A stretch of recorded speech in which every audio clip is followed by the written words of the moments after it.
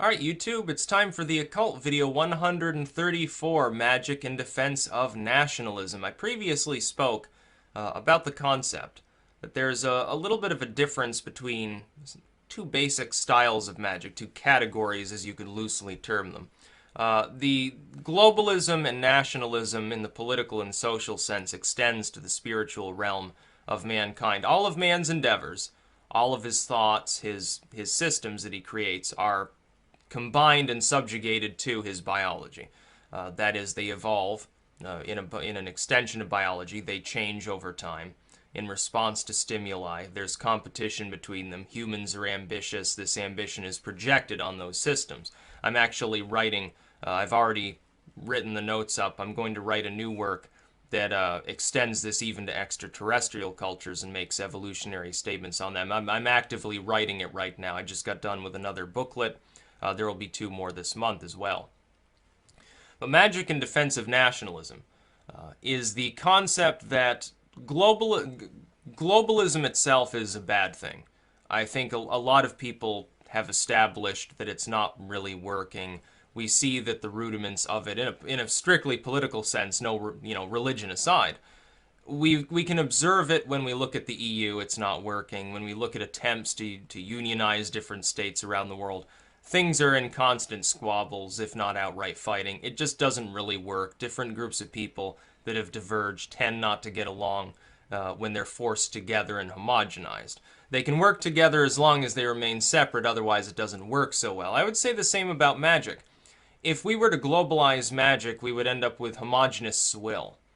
That is, things would be very, very boring. They would be very, very prescribed, and they wouldn't do anything because they wouldn't psychologically coincide with individuals. The psychology of a population tends to follow patterns. Now, individual psychology is also very important.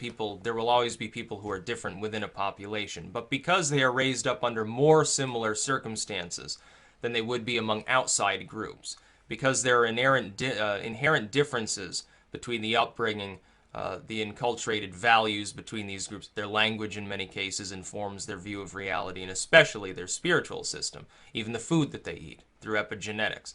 Because of these differences, folk spiritual systems also have diverged over time.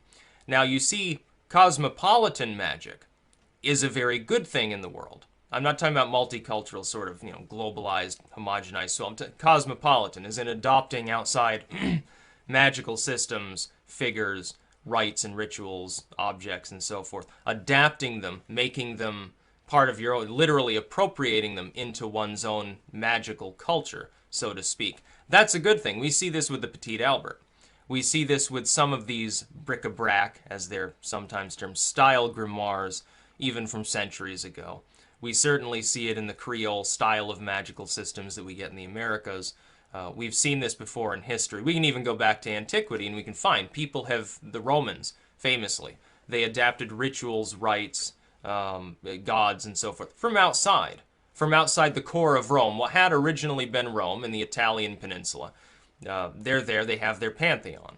What they did is they appropriated foreign gods, likened them to their own pantheon, said, oh, well, Jupiter is kind of this folk deity, this totemic figure that we just heard about in Thrace is kind of like Jupiter, so it's actually Jupiter. We'll build a temple, and we'll bring images of their gods here, and we'll venerate them, and we'll build them a temple, and they can have, this god of theirs, because we support it. It happens to be like ours, and this is further proof, by the way, of our religion, because other people discovered the same pantheon, haha, and they looked for the synchronicity between these deities. Cosmopolitan magic is a good thing. The fact that we can use especially the internet to access virtually any occult book that's ever been made, it can be edited and re-released in an accessible physical form. It can be put online in many cases for free in an electronic form. They can be derived from, people can study them, people can analyze things themselves, they can think about these occult systems. They can do the same with religious texts from antiquity all the way through modernity.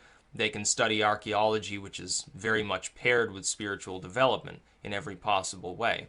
They can analyze these things, they can learn about them. It's extremely important. It's a very good thing for the world.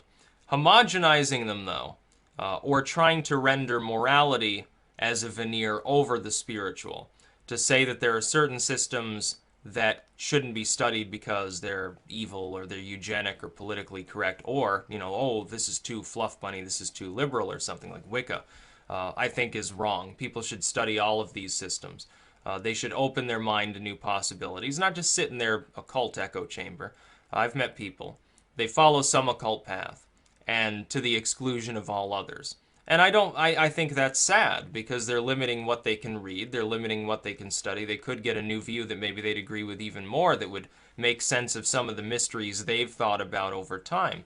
And in many cases, they don't do that. I think that's rather sad.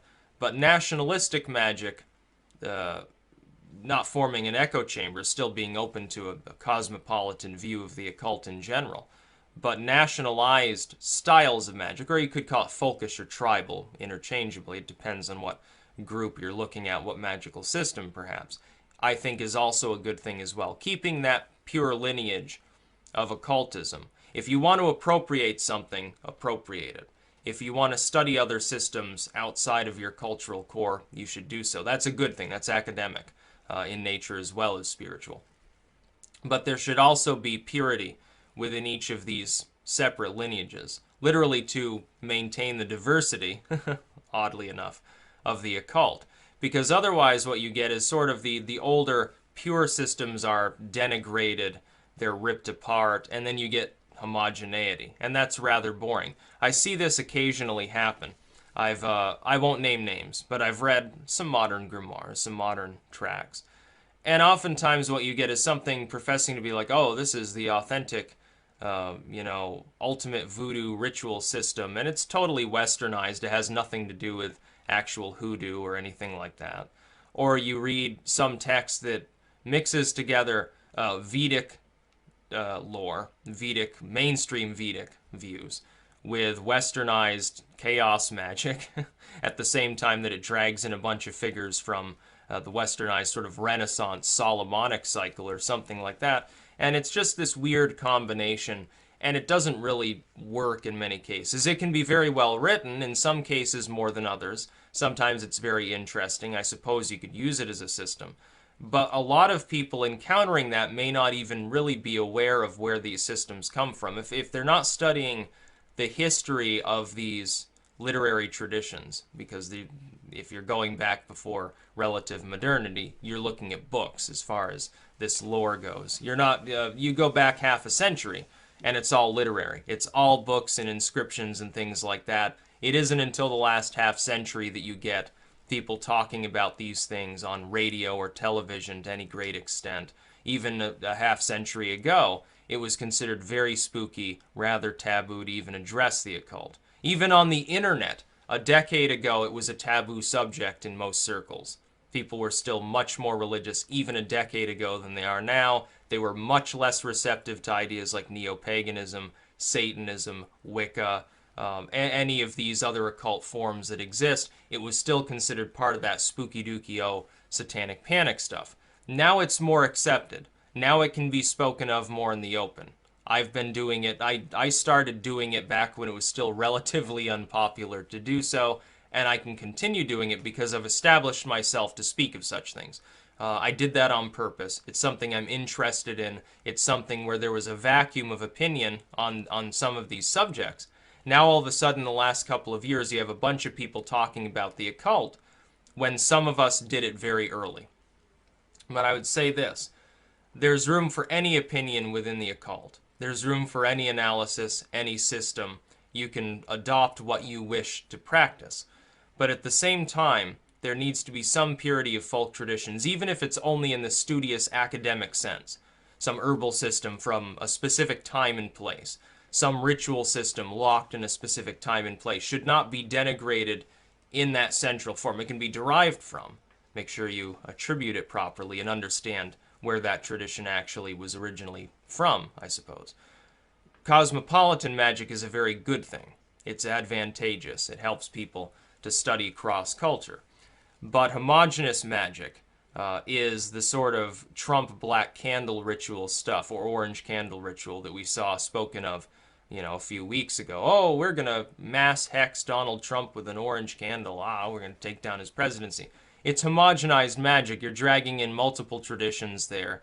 None of the people practicing it probably even know what those traditions are. I doubt many of them have cracked open an authentic, like a Solomonic text or the Petit Albert or anything like that.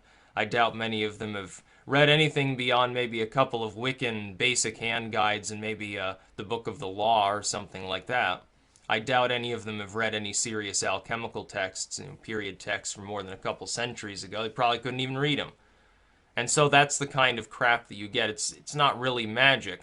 It's just this weird fusion that often takes on a political meaning. Now, political meaning within magic isn't necessarily a bad thing. Like I've pointed out, the Grand Grimoire, it has some lines in it that clearly are a swipe at monarchy, that clearly are in favor of sort of the representative style of government that was rising in sentiment among the academia of the time, the elitists, the aristocrats, so to speak. That's true. There's nothing wrong with that. It was basically political activism thrown into an otherwise possibly meant literally style of grimoire, although it's not entirely sure that it was meant to be taken literally except by the peasantry, which would have done so. And thus, by watching them, by observing the peasants using these rituals that the academics that wrote it knew didn't work, they could see who was reading their book, essentially. And they could get together with those peasants and say, oh, yeah, you're probably this kind of person that I can trust because obviously you're not a big fan of organized religion and you're probably not a big fan of monarchy. Here, come to our secret meeting, here's my card, essentially. You can get that stuff.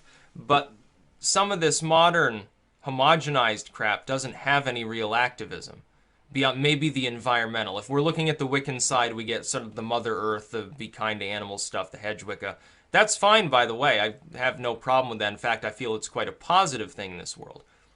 Sometimes not. Sometimes it gets a little creepy, but mostly it's a good thing. But it's not really making an academic political commentary. And in many cases, it's not really based on any specific tradition. It's not even based purely on multiple traditions that have been pulled together. It's sort of a misunderstanding more than anything else of some of this stuff that's gone on throughout time. So I'd say that nationalistic magic is a good thing. And using magic in defense of nationalism in a mimetic sense is wide scale at this point on the internet. And there's nothing inauthentic or wrong about that. It's probably more authentic than most newer style magical movements that we've seen over the last decade at least. Mimetics, in the generally understood occult sense that it's being used currently, employed as a propaganda tool, is more authentically occult in nature than most of these other systems. In fact, systems that are, in some cases, far older than the very term meme. That's about all.